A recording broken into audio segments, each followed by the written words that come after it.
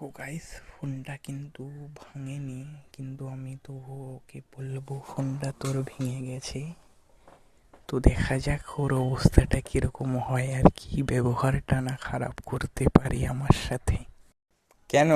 ফোনটা দে এদিকে। ফোনটা ভেঙে গেছে, সারিয়ে এনে দেবো, গলায় পা তুলে দিবি বললি দেখি তো। হাত দেখা। কাজ করছে না স্ক্রিনে কোনো, কালো হয়ে গেছে।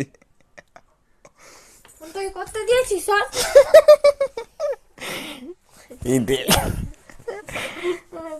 দে মুখের ভাষাগুলো, গলায় পা তুলে দিবি।